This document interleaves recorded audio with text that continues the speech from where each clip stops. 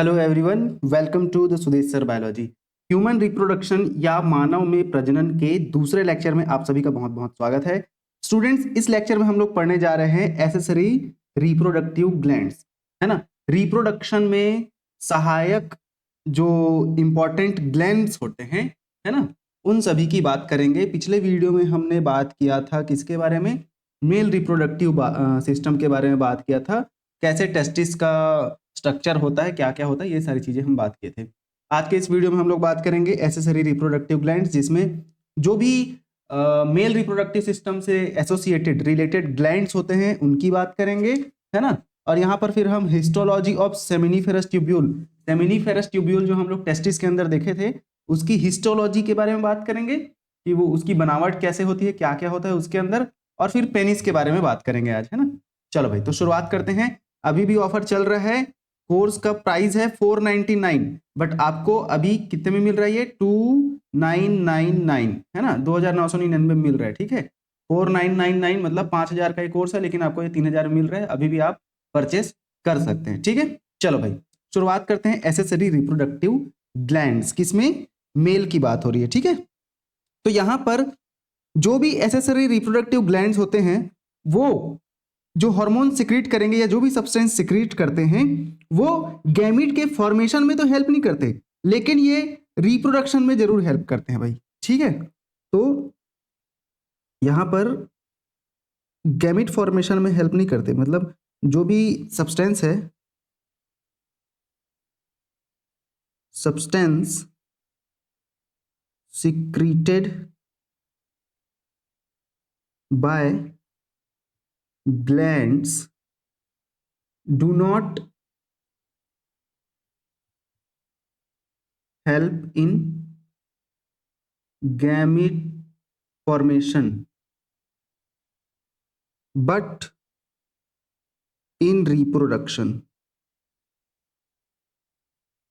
है ना। रिप्रोडक्शन में तो हेल्प करते हैं, लेकिन गैमीट के फॉर्मेशन में कोई हेल्प नहीं करते ये ग्लैंड्स, ठीक है। इनमें से सबसे पहला हमारा आ जाता है सेमाइनल वेसाइकल। सबसे पहला जो ग्लैंड है उसका नाम है सेमाइनल वेसाइकल, ठीक है। सेमाइनल वेसाइकल, क्या खास बात है भाई इस सेमाइनल वेसाइकल की, करेंगे बात। देखो, अगर हम सेमाइनल वेसाइकल की बात करते हैं तो ये किससे बना होता है? वॉल्फियन डक्ट नाम से एक डक्ट पाया जाता है एम्ब्रियोनिक स्टेज में, उसी से बना होता है, ठीक है। तो ये formed of Wolffian duct, Wolffian duct of the embryo, है ना। एम्ब्रियो के वॉल्फियन डक्ट से बना होता है क्या? हमारा सेमाइनल वेसाइकल, ठीक है। नाउ इंटरनली ये जो हमारा सेमाइनल वेसाइकल है वो ग्लैंडुलर एपिथेलियम से क्या होता है? लाइंड होता है। और ये जो ग्लैंडुलर एपिथेलियम है ये सेमाइनल फ्लूइड सिक्रीट करता है। Internally, sorry, internally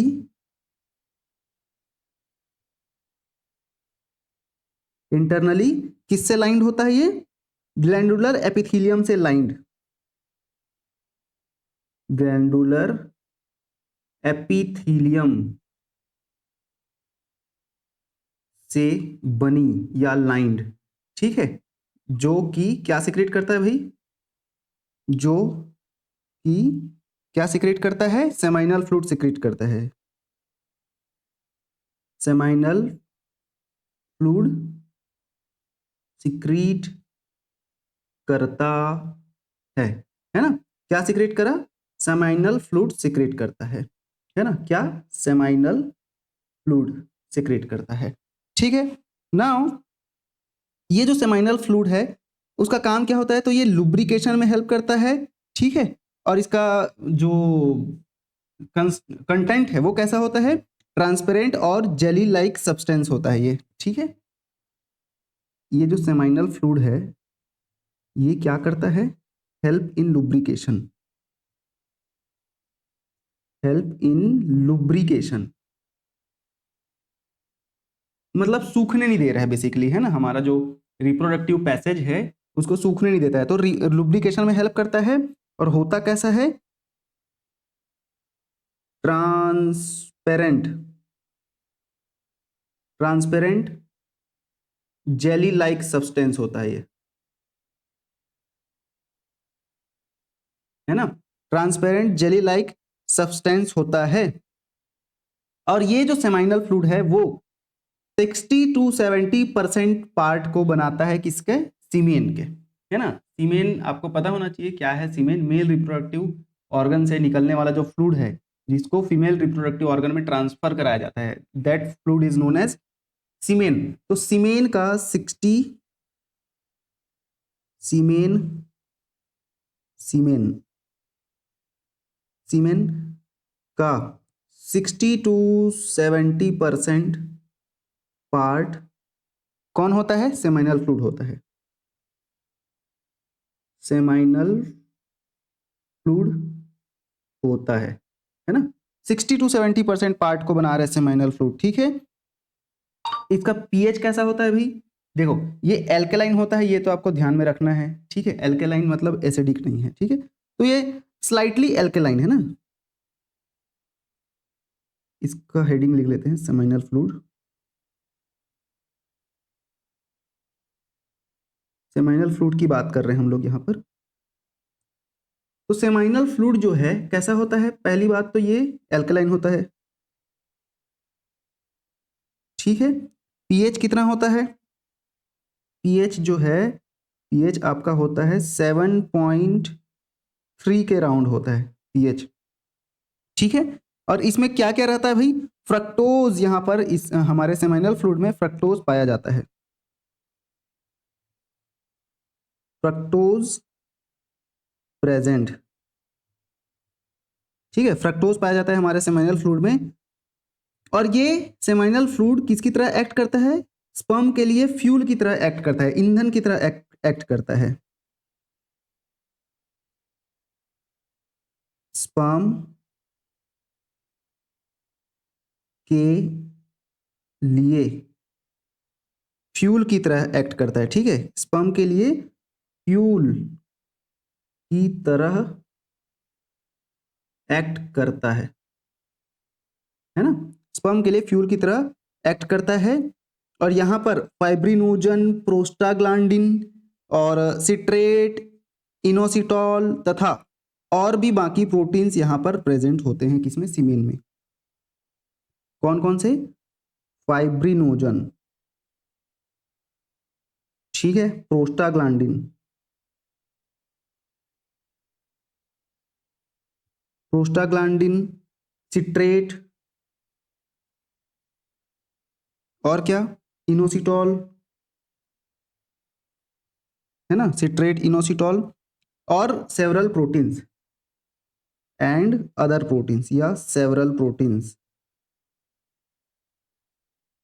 also present, ठीक है। ये सारी चीजें भी यहां पर उपस्थित होती है, किसमें, सीमेन में, ठीक है। नाउ हम बात करते हैं हमारे दूसरे ग्लैंड की, जिसका नाम है प्रोस्टेट ग्लैंड, ठीक है। दूसरा ग्लैंड आ जाता है क्या, प्रोस्टेट ग्लैंड। दूसरा, पहला क्या था, पहला था हमारा सेमाइनल वेसाइकल, ठीक है, पहला है सेमाइनल वेसाइकल। दूसरा आ रहा है क्या, प्रोस्टेट, प्रोस्टेट, प्रोस्टेट ग्लैंड। साथ साथ आपको भी लिखना पड़ेगा, है ना, लिखते चलो साथ साथ, तभी जाकर चीजें आपको भी समझ आएंगी, साथ साथ लिखते रहो, ठीक है। चलो, तो प्रोस्टेट ग्लैंड की अगर हम बात करते हैं, प्रोस्टेट ग्लैंड की खास बात क्या है कि ये जो ग्लैंड है वो यूरिनरी ब्लैडर के नीचे पाया जाता है, ठीक है। कहां पर पाया जाता है, एक सेकंड, लोकेशन, लोकेशन यूरिनरी या मूत्राशय जिसको बोलते हैं, यूरिनरी ब्लैडर के नीचे, ठीक है, यूरिनरी ब्लैडर के नीचे। और ये अनपेयर्ड होता है, कैसा होता है ये, अनपेयर्ड मतलब पेयर में नहीं पाया जाता, अनपेयर्ड होता है। किससे बना होता है भाई?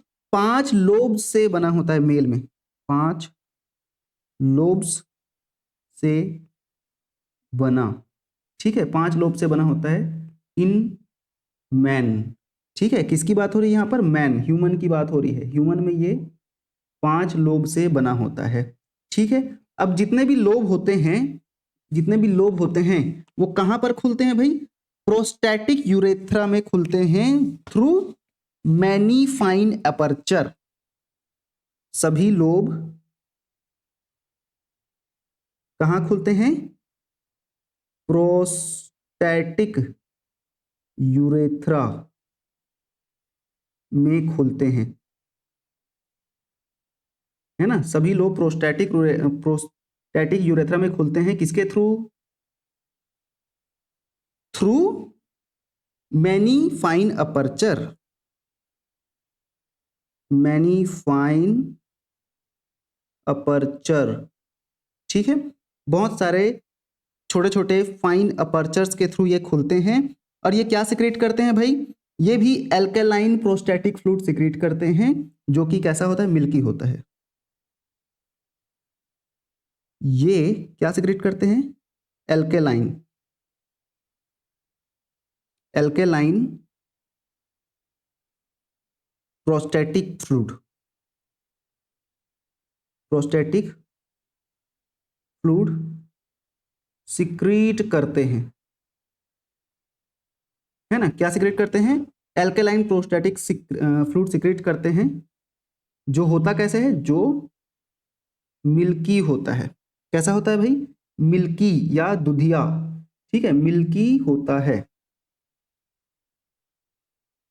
ठीक है, मिल्की होता है। और कैसा होता है? थिक भी होता है या जेली लाइक भी होता है। मिल्की,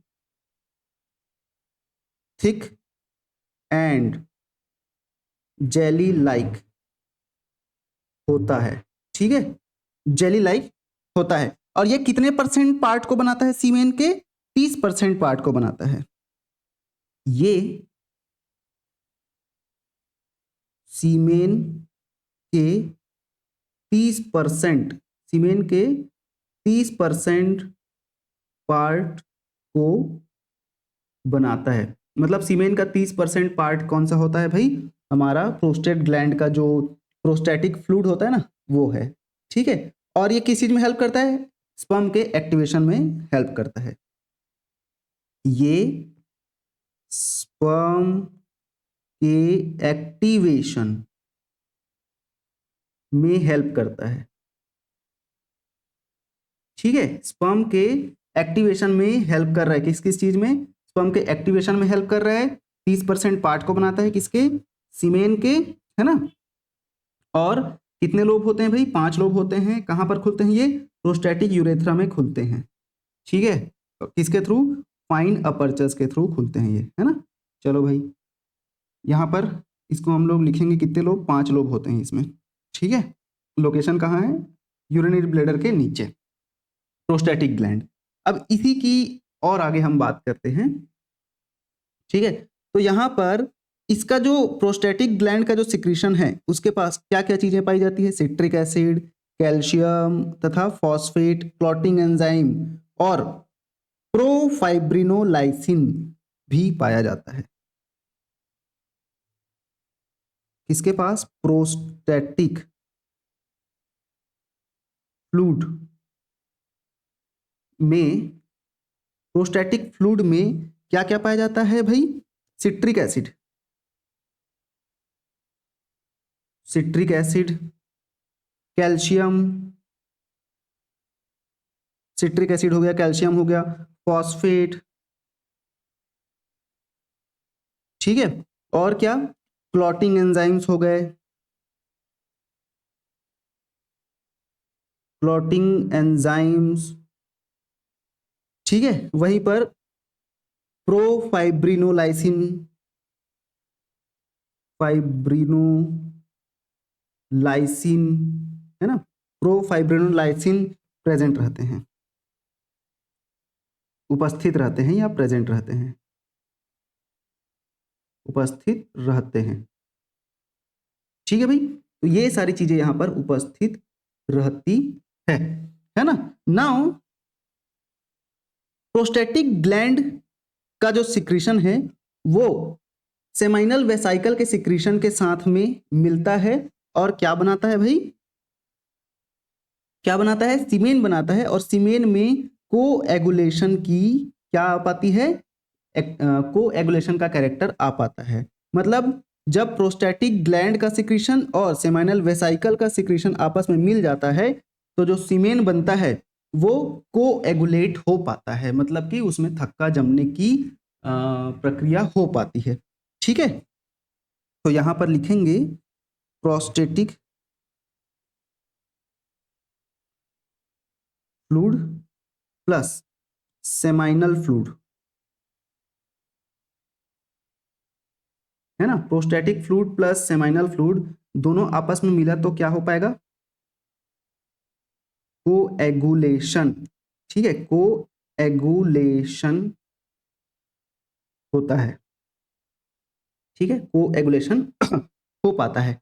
अब कोएगुलेटेड सीमेन होता है ना, वहां पर स्पर्म की मोबिलिटी रिड्यूस हो जाए रहती है, क्योंकि कोएगुलेटेड सीमेन में मतलब कि क्या, सीमेन में की सीमेन का थक्का बन चुका है। ठीक है, तो कोएगुलेटेड सीमेन में बेसिकली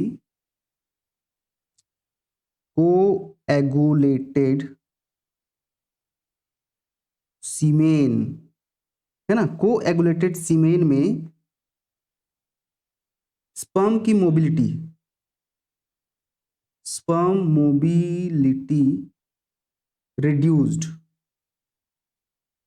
है ना। कोएगुलेटेड सीमेन में स्पर्म की जो मोबिलिटी है वो रिड्यूस हो जा रहती है और वहां पर स्पर्म का जो एनर्जी है वो कंजर्व होकर रहता है ना। स्पर्म स्पर्म एनर्जी कंजर्व्ड, है ना, स्पर्म की जो एनर्जी है वो कंजर्व होके रहती है।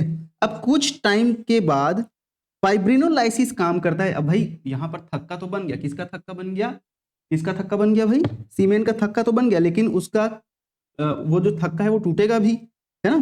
तो कुछ टाइम के बाद फाइब्रिनोलाइसिन नाम का जो प्रोटीन होता है प्रोस्टेटिक फ्लूइड का, वो काम करता है और फिर से सीमेन जो है लिक्विफाइज हो पाता है, फिर से सीमेन जो है तरल में कन्वर्ट हो जाता है और वहां पर हमारा जो स्पर्म है फिर से मूव कर पाता है। तो आफ्टर सम टाइम, कुछ समय बाद, फाइब्रिनोलाइसिन की वजह से सीमेन फिर से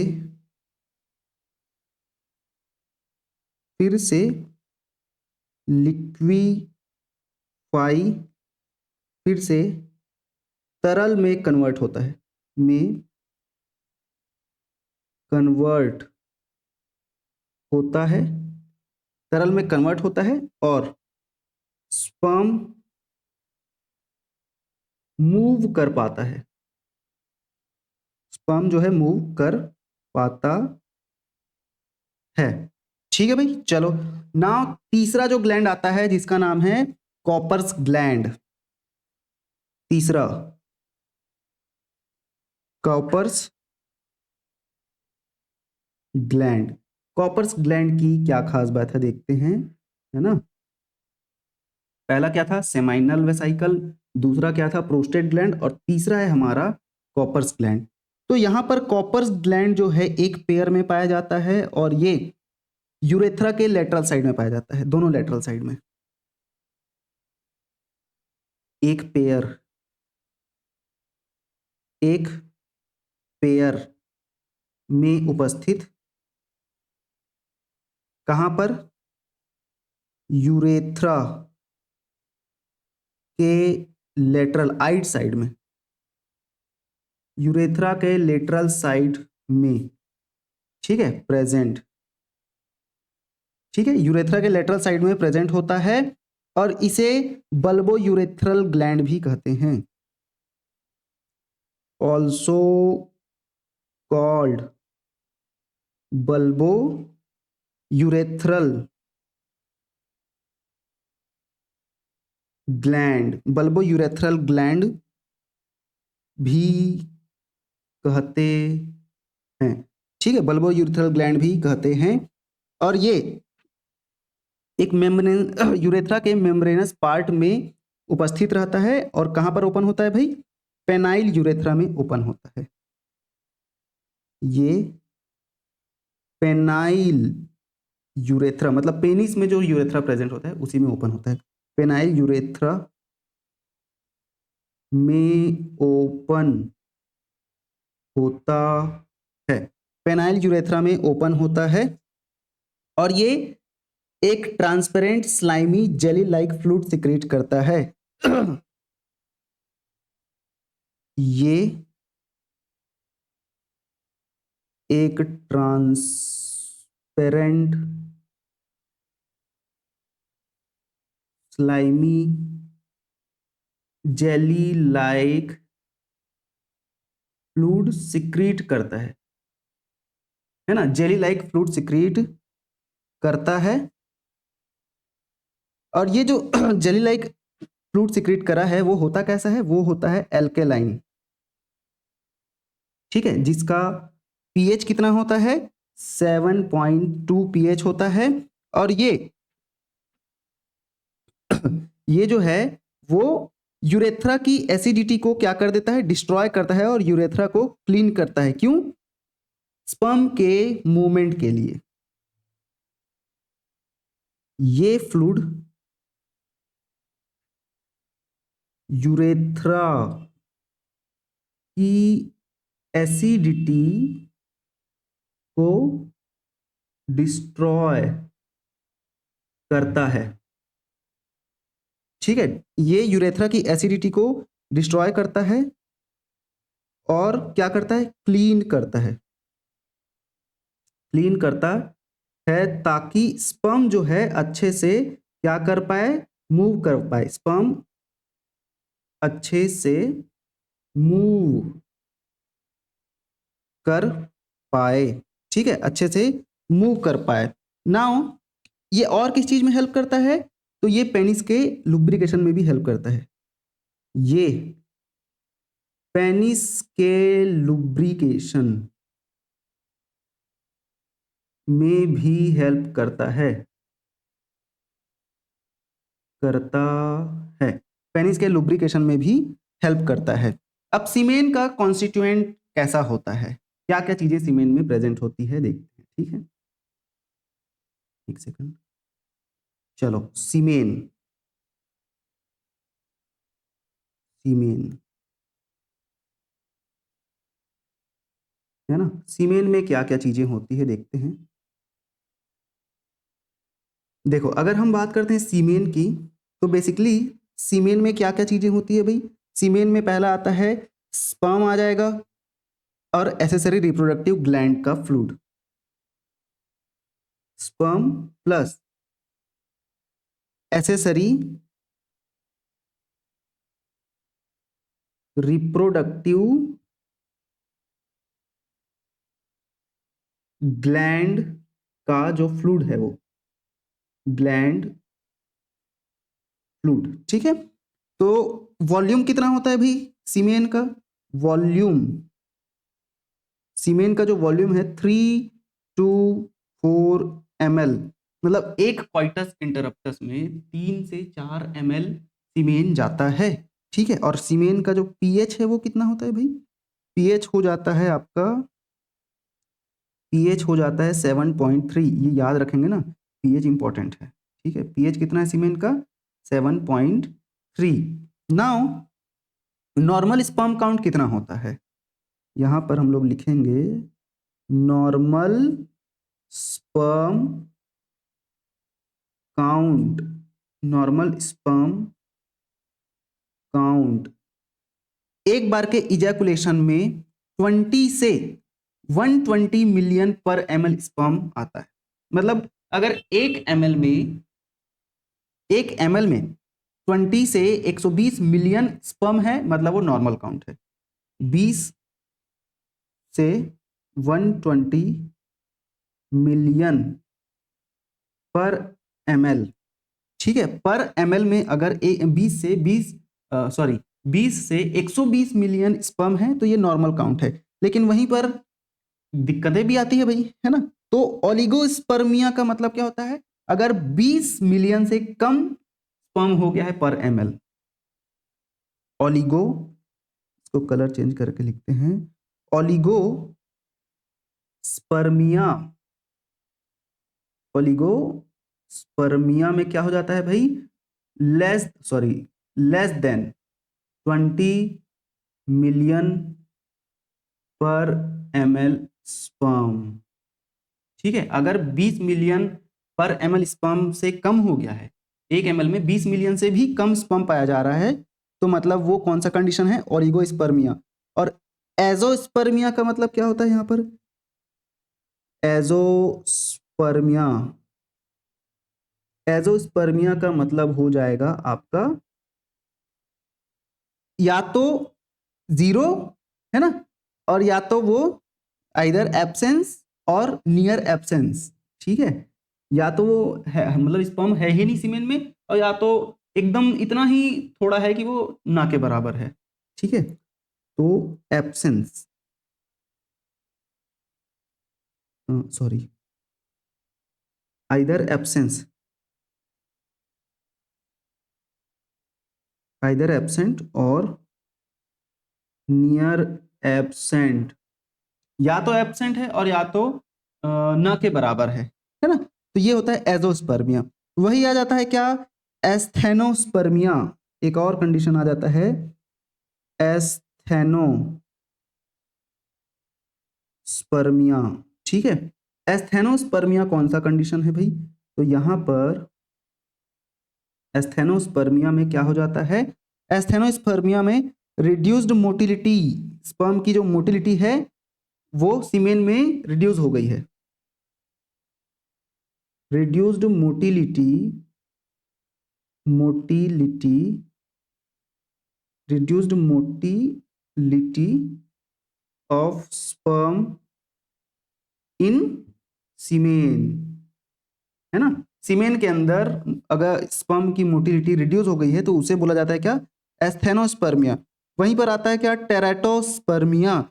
इस कंडीशन में क्या होता है, स्पर्म की जो मॉर्फोलॉजी है वो एबनॉर्मल हो जाए रहती है, टेराटोस्पर्मिया, टेराटोस्पर्मिया। टेराटोस्पर्मिया में क्या होता है भाई, स्पर्म की मॉर्फोलॉजी क्या हो गई है, डिस्टर्ब्ड हो गई है, ठीक है। Abnormal, abnormal morphology of sperm, ठीक है। स्पर्म की जो मॉर्फोलॉजी है वो एबनॉर्मल हो गई है, ठीक है। अब यहाँ पर थोड़ा सा हम इंपॉर्टेंट बात करने जा रहे हैं नोट के तौर पर, जो आपको क्या रखना है, ध्यान में रखना है। अब होता क्या है ना, ह्यूमन मेल के इजाकुलेशन में एक बार में 200 से 300 मिलियन स्पर्म जाता है, ठीक है। एक बार के क्वाइटस से 200 से 300 मिलियन स्पर्म जाता है एक बार के क्वाइटस में। अब क्वाइटस मतलब क्या, फीमेल रिप्रोडक्टिव ऑर्गन में मेल रिप्रोडक्टिव ऑर्गन के द्वारा किसको पहुंचाना, सीमेन को पहुंचाना। तो एक बार में, ठीक है, एक बार में एक बार के क्वाइटस में 200 से 300 मिलियन स्पर्म, ठीक है, 200 से 300 मिलियन स्पर्म जाता है, जो एक नॉर्मल फर्टिलिटी के लिए इंपॉर्टेंट है, ठीक है। अब यहां पर एटलीस्ट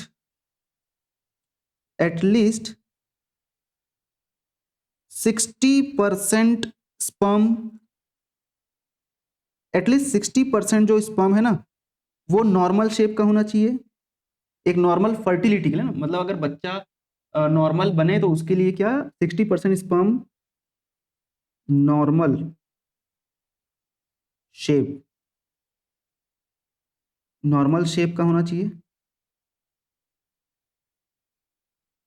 का हो तथा एटलीस्ट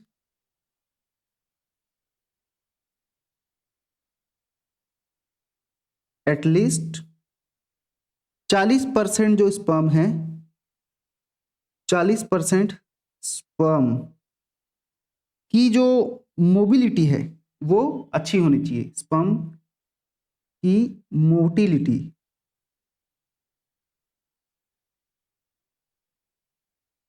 अच्छी या विगरस होनी चाहिए, होनी चाहिए, चाहिए। क्यों भाई? एक अच्छे फर्टिलिटी के लिए। ठीक है, तो इस बात का आप ध्यान रखेंगे। अब हम बात करेंगे हिस्टोलॉजी ऑफ सेमिनिफेरस ट्यूब्यूल। ठीक है, चलो, हिस्टोलॉजी ऑफ सेमिनिफेरस ट्यूब्यूल। तो यहाँ हिस्टोलॉजी मतलब सेमिनिफेरस ट्यूब्यूल के पूरे स्ट्रक्चर के बारे में हम लोग पढ़ने जा रहे हैं। कौन कौन से टिश्यूज से मिलकर बना होता है सेमिनिफेरस ट्यूब्यूल, है ना। तो ये जो सेमिनिफेरस ट्यूब्यूल है, इसका जो आउटर सरफेस है वो बना होता है किस चीज से? फाइब्रस कनेक्टिव टिश्यू, जिसे कि ट्यूनिका प्रोप्रिया कहा जाता है। ठीक है, लिखेंगे आउटर सरफेस किससे बना होता है? ये बना होता है composed of white fibrous connective tissue, white fibrous connective tissue. ठीक है, कॉल्ड, क्या कहा जाता है इसे? Called tunica propria, tunica, tunica propria. ठीक है, ट्यूनिका प्रोप्रिया इसे कहा जाता है। आउटर सरफेस की बात हो रही है सेमिनिफेरस ट्यूब्यूल के। ठीक है, और वहीं अगर हम इनर सरफेस की बात कर देते हैं, इनर सरफेस की अगर हम बात करेंगे, तो इनर सरफेस जो है क्यूबॉइडल जर्मिनल एपिथीलियम से बना होता है। Cuboidal germinal epithelium. ठीक है, क्यूबॉइडल जर्मिनल एपिथीलियम से बना होता है। और ये जो एपिथीलियम है स्पर्मेटोजेनिक सेल से बना होता है। ये जो क्यूबॉइडल जर्मिनल एपिथीलियम है, ये किससे बना होता है? मेड अप ऑफ, किससे बना होता है भाई? स्पर्मेटोजेनिक सेल, जिन सेल से स्पर्म बनता है। स्पर्मेटोजेनिक सेल्स, है ना, स्पर्मेटोजेनिक सेल से बना होता है, जिससे कि स्पर्म बनता है। कौन से प्रोसेस द्वारा? स्पर्मेटोजेनेसिस प्रोसेस द्वारा स्पर्म बनता है, जिससे स्पर्म बनता है। कौन से प्रोसेस द्वारा? Spermatogenesis process, spermatogenesis process. ठीक है, स्पर्मेटोजेनेसिस प्रोसेस द्वारा स्पर्म बनता है। अब यहां पर कुछ कॉलमनर सेल्स भी पाए जाते हैं। ठीक है, जर्मिनल एपिथीलियम लेयर में कुछ कॉलमनल सेल्स भी पाए जाते हैं, जिन्हें कि सर्टोली सेल्स कहा जाता है। जर्मिनल, इसको हम लोग यहां पर लिखेंगे दूसरे कलर से, जर्मिनल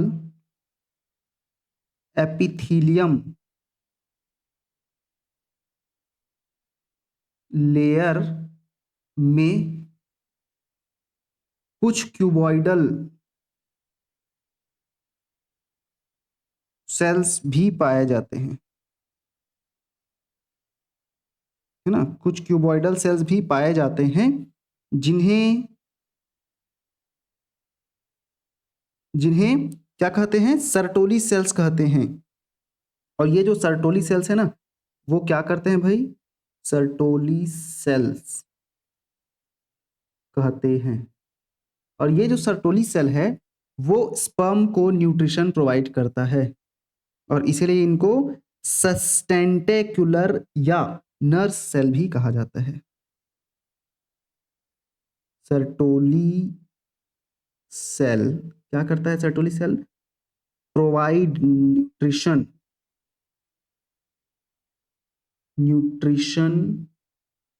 टू स्पर्म। ठीक है, स्पर्म को न्यूट्रिशन प्रोवाइड करता है सर्टोली सेल, और इसीलिए इनको क्या बोलते हैं? सस्टेंटेकुलर। इसीलिए इन्हें क्या बोला जाता है? सस्टेंटेकुलर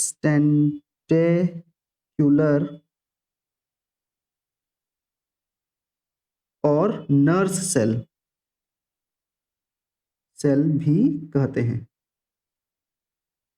है ना? नर्स सेल भी इन्हें कहा जाता है, और ये सिर्फ और सिर्फ मैमल्स में पाए जाते हैं। ठीक है, अब हम अगर सर्टोली सेल के अदर फंक्शन की बात करेंगे, कुछ और भी फंक्शन होते हैं सर्टोली सेल के, तो उनकी अगर बात करते हैं, other function of Sertoli cells, other function of Sertoli cell क्या क्या है भाई? और भी फंक्शन सर्टोली सेल के, तो सबसे पहला तो फंक्शन आ जाता है क्या, कि सर्टोली सेल फैगोसिटिक नेचर के होते हैं, है ना? और ये डेड स्पर्म को फैगोसाइट कर लेते हैं। ये डेड मतलब जो ऐसे स्पर्म जो खराब हो चुके हैं, है ना, डेड स्पर्म को फैगोसाइट कर लेते हैं, इनगल्फ कर लेते हैं। ठीक है, खा जाते हैं उन्हें, है ना, फैगोसाइट। दूसरा आ जाता है क्या, ये बेसिस मतलब ये टेस्टिस में ब्लड बैरियर का काम करते हैं। ठीक है, they are the basis of blood testis barrier, they are the basis of blood testis barrier. ठीक है, they are the basis of blood testis barrier. तीसरा इसका फंक्शन आता है क्या, पहला, दूसरा और तीसरा फंक्शन क्या है भाई? तो सर्टोली सेल जो है इनहिबिन तथा एंटी मुलेरियन हार्मोन क्या करता है? प्रोड्यूस करता है, produce inhibin and anti Mullerian hormone, anti Mullerian hormone भी प्रोड्यूस करते हैं। ठीक है, एंटी मुलेरियन हार्मोन ये प्रोड्यूस करते हैं। और चौथा इसका फंक्शन आ जाता है क्या, किसका? सर्टोली सेल का चौथा फंक्शन आता है, सर्टोली सेल ईस्ट्रोजन भी सिंथेसाइज कर सकता है। कौन से हार्मोन द्वारा? टेस्टोस्टेरोन द्वारा। ठीक है, तो can synthesise can synthesise oestrogen from testosterone. ठीक है, टेस्टोस्टेरोन मेल हार्मोन है, तो टेस्टोस्टेरोन के द्वारा ईस्ट्रोजन भी सिंथेसाइज कर सकता है। कौन? Sertoli cell. ठीक है भाई, यहाँ पर ये जो सर्टोली सेल है, ये क्या सिंथेसाइज कर रहा है? ईस्ट्रोजन तो सिंथेसाइज कर रहा है, किससे? टेस्टोस्टेरोन से। तो ईस्ट्रोजन को सिंथेसाइज करते हुए ये स्पर्मेटोजेनेसिस के प्रोसेस को क्या करता है? क्या करता है भाई? इसको स्टिमुलेट करता है। ठीक है, स्टिमुलेट स्पर्मेटोजेनेसिस। ठीक है, स्पर्मेटोजेनेसिस प्रोसेस। ठीक, चलो अब आगे बढ़ते हैं। यहां पर एफएसएच जो है हमारे सर्टोली सेल में एक्ट करता है, और स्पर्मेटो सॉरी ये सिक्रीशन कराता है किसका? कुछ ऐसे फैक्टर्स जो कि हेल्प करते हैं स्पर्मेटोजेनेसिस के प्रोसेस में, है ना? तो FSH act on Sertoli cell. ठीक है, एफएसएच जो है सर्टोली सेल में एक्ट करता है, और क्या सिक्रीशन को हेल्प करता है? ये मतलब किस चीज के सिक्रीशन को करवाता है? हेल्प इन द, एक सेकंड, एफएसएच जो है सर्टोली सेल पर एक्ट करता है और स्टिमुलेट करता है, स्टिमुलेट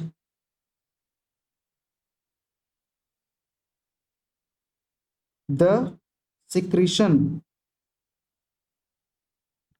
ऑफ सम, मतलब कुछ ऐसे फैक्टर्स का सिक्रेशन करवाता है, some factors which help in the process of, in the process of spermatogenesis,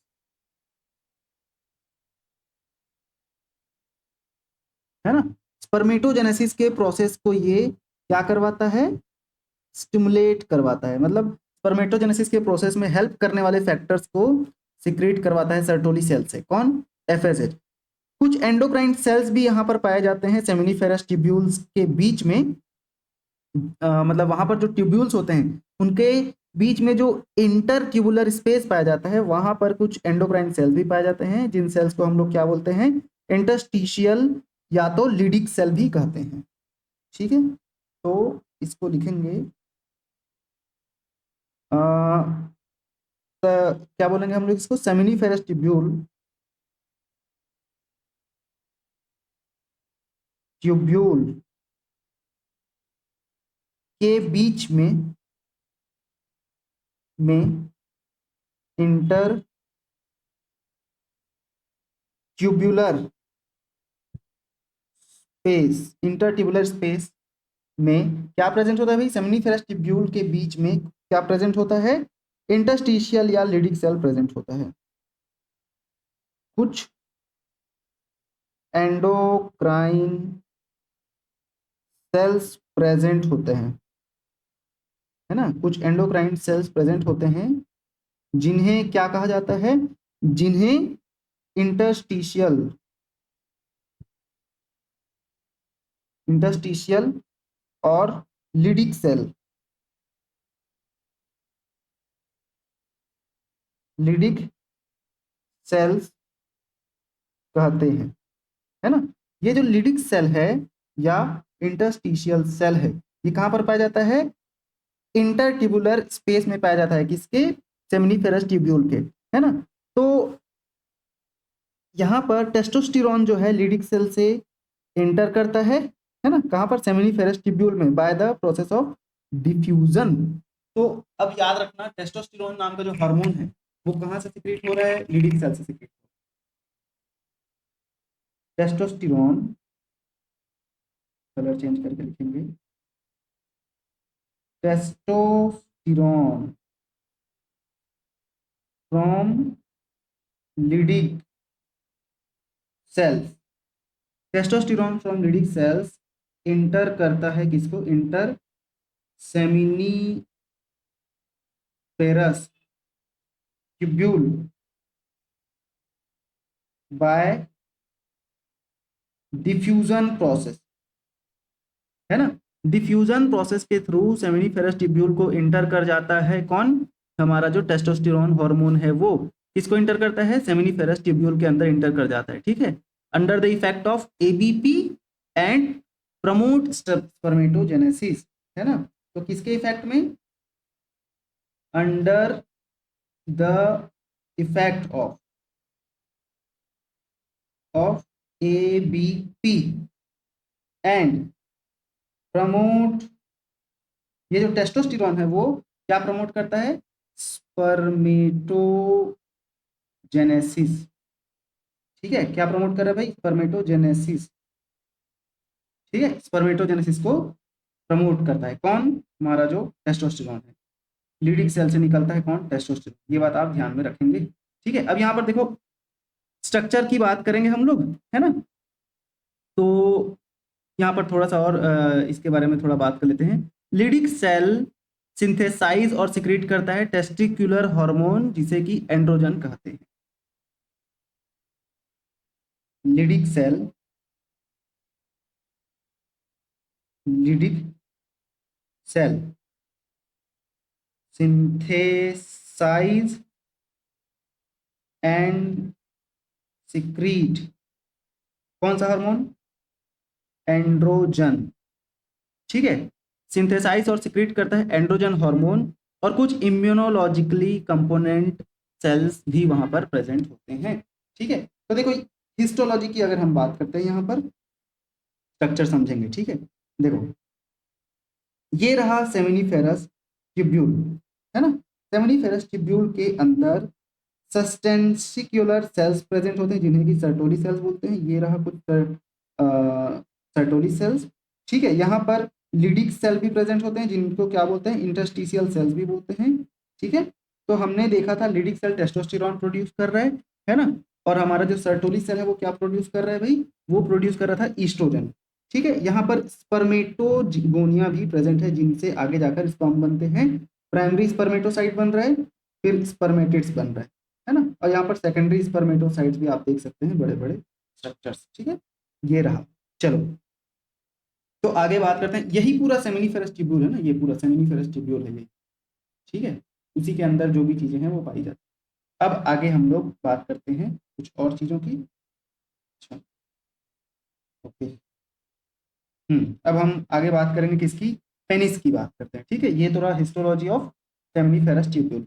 penis की बात करेंगे हम। यहाँ से बात करते हैं पेनिस। पेनिस, इसको हेडिंग देंगे, यहाँ पर बात कर रहे हैं पेनिस की। चलो, तो पेनिस क्या है। पेनिस मेल रिप्रोडक्टिव ऑर्गन का बहुत ही इंपॉर्टेंट एक ऑर्गन है ना। और इसकी खास बात क्या है देखते हैं। तो urethra continues in a muscular and tubular organ called penis. Urethra जो है आगे क्या बनाता है, पेनिस बनाता है, ठीक है। और ये पेनिस जो है मस्कुलर ट्यूबुलर स्ट्रक्चर होता है। Urethra, urethra continues, urethra continues in a and tubular muscular and tubular organ called as penis, ठीक है। यूरेथ्रा के ऊपर ही जो मस्कुलर ऑर्गन प्रेजेंट होता है जिसे कि पेनिस कहते हैं। अब यहाँ पर जो पेनिस का टर्मिनल पार्ट होता है ना, उसे क्या कहा जाता है, उसे कहा जाता है ग्लांस पेनिस, ठीक है। और वो कैसा होता है, बल्जिंग होता है। बल्जिंग मतलब थोड़ा मोटा सा, है ना। तो टर्मिनल, पेनिस का टर्मिनल पार्ट, पेनिस का टर्मिनल पार्ट, इसको हम लोग लिख सकते हैं बल्जिंग पार्ट। कैसा होता है भाई, पेनिस का टर्मिनल पार्ट क्या कहलाता है, ग्लांस पेनिस कहलाता है। ग्लांस पेनिस कहलाता है, क्या कहलाता है, ग्लांस पेनिस कहलाता है। पेनिस का जो टर्मिनल पार्ट है वो। अब ये जो ग्लांस पेनिस है वो कवर्ड रहता है एक मूवेबल स्किन से जिसे कि प्रीप्यूज या फोर स्किन भी कहा जाता है। Glans penis covered by, glans penis covered by a movable skin, movable skin called, क्या कहलाता है भाई, प्रीप्यूज, कॉल्ड प्रीप्यूज, है ना।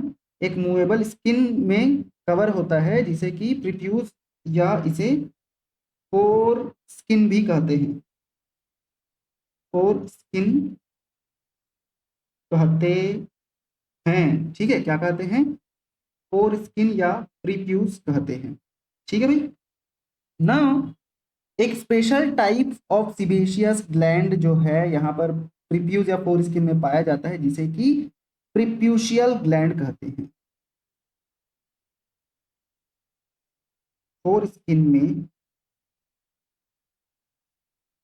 में स्पेशल, फोर स्किन में स्पेशल टाइप के ग्लैंड पाया जाता है, स्पेशल टाइप का ग्लैंड पाया जाता है जिसे कि प्रीप्यूशियल ग्लैंड कहते हैं, जिसे प्रीप्यूशियल ग्लैंड कहते हैं। क्या कहते हैं? प्रोपिशियल ग्लैंड कहते हैं। और जो क्या सिक्रेट करता है भाई? जो स्मैग्मा सिक्रेट करता है, जो स्मैग्मा सिक्रेट करता है। क्या सिक्रेट करता है? स्मैग्मा सिक्रेट करता है। ठीक है। और ग्लैंड का नाम क्या है? प्रीप्यूशियल ग्लैंड कहते हैं। ठीक है, चलो आगे बढ़ते हैं अब। स्मैग्मा।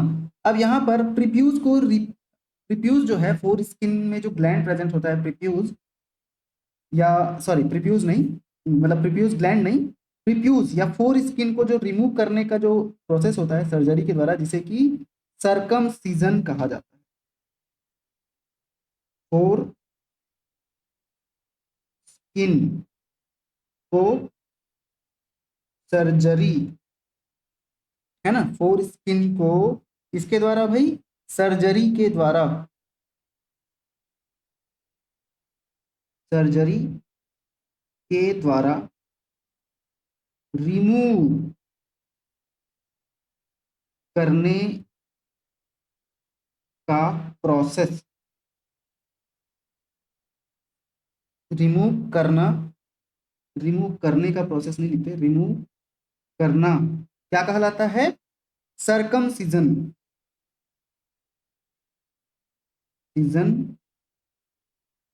कहलाता है, सर्कमसीजन कहलाता है। अब ये जो प्रीप्यूज है ना, वो ग्लांस के बेस से अटैच रहता है और किस चीज में हेल्प करता है? इलास्टिक कॉर्ड लाइक मेम्ब्रेन में हेल्प करता है। सॉरी, ये जो प्रीप्यूज है वो अटैच रहता है किससे? बेस ऑफ ग्लांस से। Prepuce attached to base of glans, है ना, ग्लांस पेनिस के बेस से अटैच रहता है प्रीप्यूज। किसके हेल्प से? With the help of elastic cord, with the help of elastic cord, with the help of elastic cord like membrane called frenulum, elastic cord like membrane, cord like membrane called, क्या कहते हैं इसे? फ्रीनुलम प्रीप्यूज, फ्रीनुलम प्रीप्यूज कहते हैं। ठीक है, क्या कहते हैं भाई? फ्रीनुलम प्रीप्यूज कहते हैं। ठीक है। नाउ पेनिस एक टाइप का इरेक्टाइल कॉपुलेटरी इंट्रोमिटेंट ऑर्गन है, ऑर्गन ऑफ कॉपुलेशन इसे कहा जाता है। मेल में पेनिस क्या है? इरेक्टाइल। मेल में पेनिस कैसा ऑर्गन है भाई? इरेक्टाइल, कॉन्ट्रैक्ट होके इरेक्ट होता है ना, साइज इसका इलार्ज हो सकता है। इरेक्टाइल पेनिस एक erectile copulatory, copulatory intromittent organ है। इंट्रोमिटेंट ऑर्गन, या जिसे कि ऑर्गन ऑफ कॉप्यूलेशन कहते हैं, ऑर्गन ऑफ कॉपुलेशन कहते हैं। अब यहां पर पेनिस के रूट में क्या कंटेन रहता है? मसल, एक एक मसल रहता है जिसे कि क्रूरा कहा जाता है ना, crura muscle is present in the root of penis, है ना। रूट, पेनिस के रूट में एक मसल प्रेजेंट रहता है जिसे कि क्रूरा कहा जाता है। और यहाँ पर पेनिस और क्या चीज कंसिस्ट करता है? तो यहाँ पर लॉन्ग शाफ्ट प्रेजेंट रहता है जो कि इनलार्ज हो सकता है और एक एक्सपांडेड टिप बनाता है जिसे कि ग्लांस पेनिस कहते हैं। ठीक है, तो penis consist of a long shaft, penis consist of a long, एक लंबा सा शाफ्ट प्रेजेंट रहता है, लॉन्ग शाफ्ट दैट इनलार्ज, जो कि बड़ा हो सकता है, enlarge enlarges to to enlarges to form an expanded tip,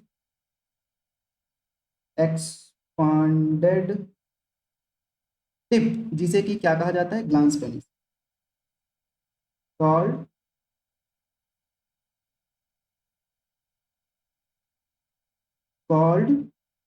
glans penis, जिसे क्या कहा जाता है भाई, ग्लांस पेनिस कहा जाता है। तो जो एक्सपांडेड टिप होता है पेनिस में, सबसे लास्ट वाला पॉइंट, जिसे कि ग्लांस पेनिस कहते हैं, है ना।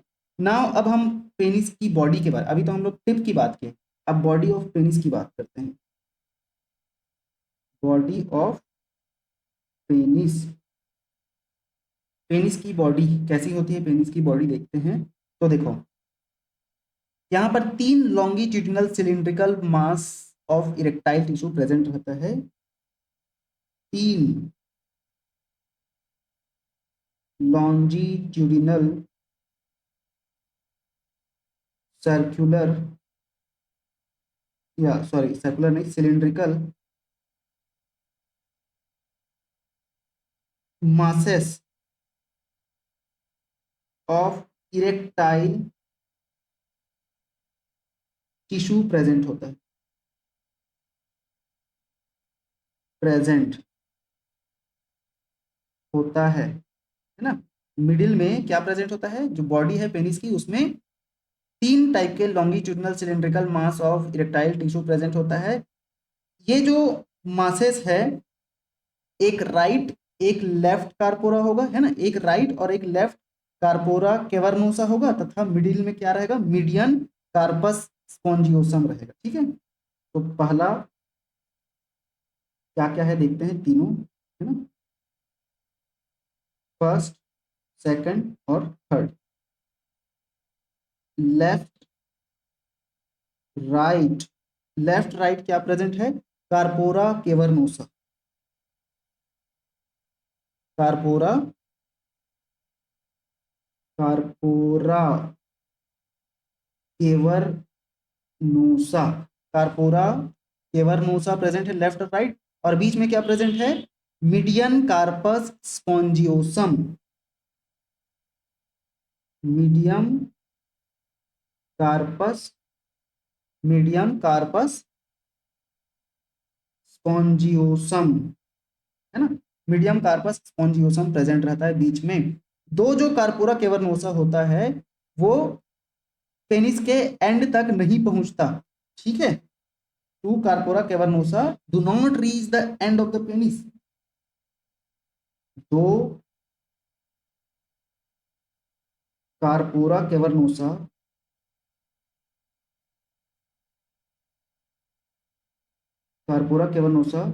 Do not reach the end of the penis, है ना, ऑफ द पेनिस, मतलब पेनिस के एंड में नहीं पहुंचता है ये जो कार्पोरा केवर्नोसा है, लेफ्ट और राइट में प्रेजेंट होते हैं, लेकिन बीच में जो होता है वो एंड तक पहुंच पाता है। Each of them terminates under cover of the glans penis, each of them मतलब ये ग्लांस पेनिस तक ही पहुंच पाता है, each of them terminates under cover of the glans penis, ठीक है, ग्लांस पेनिस के अंडर कवरिंग तक ही रहता है, ठीक है, कार्पोरा केवर्नोसा। बट अब हम बात करते हैं कार्पस स्पोंजियोसम की, है ना, कार्पस स्पोंजियोसम, कार्पस स्पोंजियोसम कंटिन्यू रहता है फर्दर, और ये टर्मिनल पार्ट तक एक्सपांडेड रहता है, और कोनिकल इनलार्जमेंट बनाता है जिसे कि ग्लांस पेनिस कहते हैं। Continue to the terminal part, है ना, टर्मिनल पार्ट तक ये कंटिन्यू रहता है, continue to the terminal part, ठीक है, टर्मिनल पार्ट तक कंटिन्यू रहता है कौन, कार्पोरा, सॉरी कार्पस स्पोंजियोसम, और एक्सपांडेड रहता है कोनिकल इनलार्ज, मतलब एक्सपांडेड होकर continue to the terminal part, expanded होकर कोनिकल क्या बनाता है, कोनिकल इनलार्जमेंट बनाता है, जिसे क्या कहते हैं भाई, जिसे हम लोग कह देते हैं ग्लांस पेनिस, ग्लांस पेनिस कहते हैं, ठीक है, क्या कहते हैं, ग्लांस पेनिस कहते हैं। अब पूरे पेनिस में, पूरे होल लेंथ में ट्रेवर्स्ड रहता है यूरेथ्रा, ठीक है, throughout its whole length it is traversed by the urethra, ठीक है। चलो अब आगे बढ़ते हैं। एक्सटर्नल ओपनिंग ऑफ पेनिस को क्या कहते हैं भाई, पेनाइल या यूरेथ्रल मीटस कहते हैं। एक्सटर्नल ओपनिंग, जो जो इंपॉर्टेंट बातें हैं वही ही बता रहा हूं जो आपके एग्जाम के लिए बहुत इंपॉर्टेंट है ना। तो external opening, external opening of penis क्या कहलाता है, पेनाइल, पेनाइल या यूरेथ्रल मीटस, यूरेथ्रल मीटस, है ना, पेनाइल ओपनिंग या यूरेथ्रल मीटस कहा जाता है इसे, एक्सटर्नल ओपनिंग ऑफ पेनिस। अब इरेक्शन ऑफ पेनिस क्या होता है, इरेक्शन ऑफ पेनिस कैसे पेनिस में इरेक्शन होता है, उसकी बात।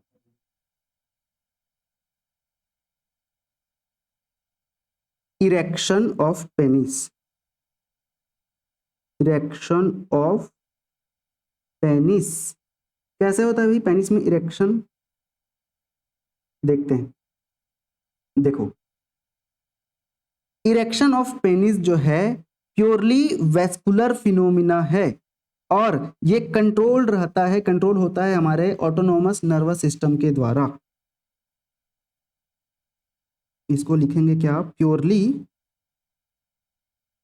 कैसा फिनोमिना है, वेस्कुलर फिनोमिना है, प्योरली वेस्कुलर फिनोमिना है और ये कंट्रोल होता है, controlled by ANS autonomous nervous system, ठीक है। अब यहाँ पर ब्लड वेसल के, मतलब ब्लड के सप्लाई में इंक्रीज होने से ये प्रोसेस होता है, occur due to the supply of blood, increased supply of blood, ठीक है, ब्लड के इंक्रीज्ड सप्लाई ऑफ ब्लड, ठीक है, ब्लड के सप्लाई में इंक्रीज होने से होता है। और यहाँ पर जो पेनाइल आर्टरीज होती है वो डायलेट हो जाती है जिसकी वजह से पेनिस इनलार्ज हो जाता है और हार्ड हो जाता है, ठीक है। क्या डायलेट हो जाता है, पेनिस की आर्टरीज, है ना, पेनिस की जो आर्टरीज है डायलेट हो जाती है ना, पेनिस की जो आर्टरीज है वो डायलेट हो जाती है और कॉजिंग इनलार्जमेंट, मतलब बड़ा हो जाता है, और एंड हार्डनिंग, ठीक है, ऑफ पेनिस। जब पेनिस की आर्टरीज डायलेट हो जाती है और इसी की वजह से क्या हो जाता है, पेनिस इनलार्ज हो जाता है, बड़ा हो जाता है और हार्ड हो जाता है ना। अब इस टाइम पर जो हमारे क्रूरा मसल्स हैं वो रिलैक्स्ड होकर रहते हैं। Crura muscles are relaxed at this time, है ना। इस टाइम पर क्रूरा मसल जो है वो रिलैक्स्ड होके रहता है। ठीक है भाई, तो इस तरीके से पेनिस में इरेक्शन होता है। अब हम यहाँ पर कुछ और चीज़ों की बात करते हैं। जैसे हम लोग अगर डायग्राम देखते हैं, यहाँ पर देखो डायग्राम, ये रहा डायग्राम। तो इस डायग्राम में देखो, पहले समझने की कोशिश करते हैं कैसे होता है पेनिस का स्ट्रक्चर। तो देखो, ये जो पार्ट है, ये जहाँ से यूरिन बाहर आता है तो इसको यूरेथ्रा बोलते हैं। उसके आइट साइड का ये जो रीजन होता है इसे कहा जाता है कार्पस स्पोंजियोसम, है ना। और ये तथा ये ट्यूनिका एल्बिग्यूनिया, जिसका हम लोग टेस्टिस के स्ट्रक्चर में भी बात किए थे, मिडिल लेयर था। कार्पस कैवर्नोसम, ये रहा कार्पस कैवर्नोसम, है ना।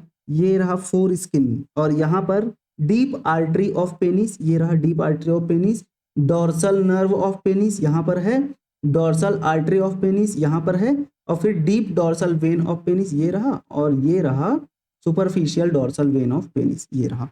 तो इस तरीके से पेनिस का जो सामने का स्ट्रक्चर होता है वो ऐसे रहता है ना। जब उसको कौन सा कट है, ये कट है transverse section through the body of the penis. जब पेनिस की बॉडी को क्या करते हैं, ट्रांसवर्स सेक्शन करते हैं, है ना। जब कट करते हैं तो ट्रांसवर्स सेक्शन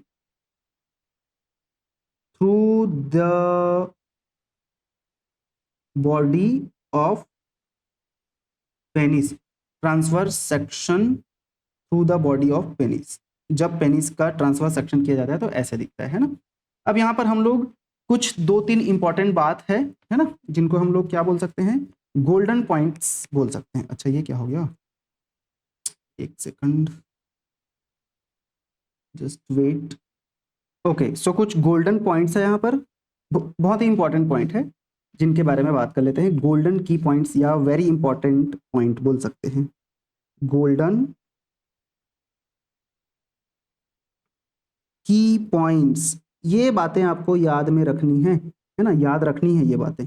ठीक है, चलो गोल्डन की पॉइंट्स क्या है भाई, गोल्डन की पॉइंट्स यहाँ पर। तो सबसे पहला पॉइंट आ जाता है ऑर्कियोपेक्सी।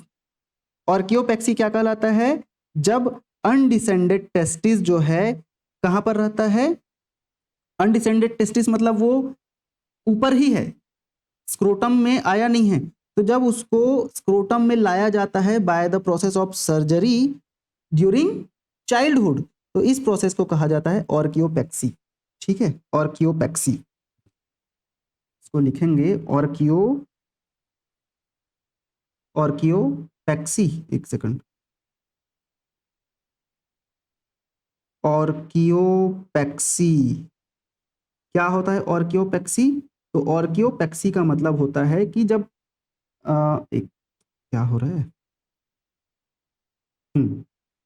अब ठीक है। ऑर्कियोपेक्सी में सर्जरी के द्वारा अनडिसेंडेड टेस्टिस को, अनडिसेंडेड अनडिसेंडेड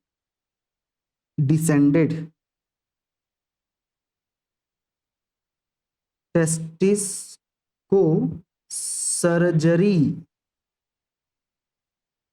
के द्वारा स्क्रोटम में लाया जाता है, स्क्रोटम में लाया जाना क्या कहलाता है, ऑर्कियोपेक्सी कहलाता है। ठीक है, अब यहां पर वास डिफरेंस को जब कट किया जाता है और उसे लाइगेट या उसे बांध दिया जाता है, इस प्रोसेस को वैसेक्टोमी कहते हैं, जिसको हिंदी में पुरुष नसबंदी भी कहते हैं, है ना। Vasectomy, vasectomy. ठीक है, वैसेक्टोमी क्या होता है भाई,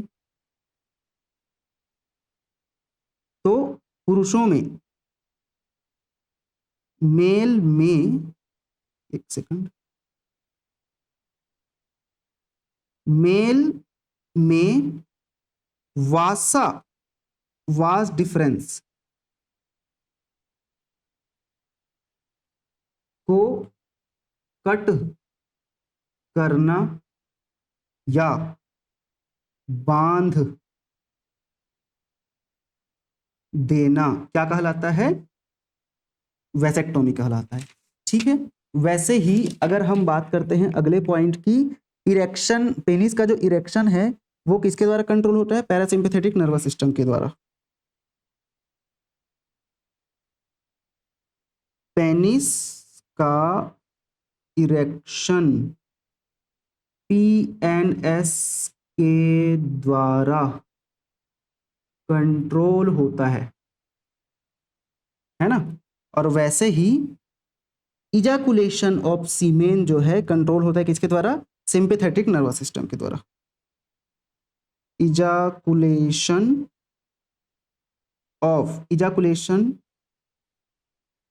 ऑफ सीमेन किसके द्वारा कंट्रोल होता है?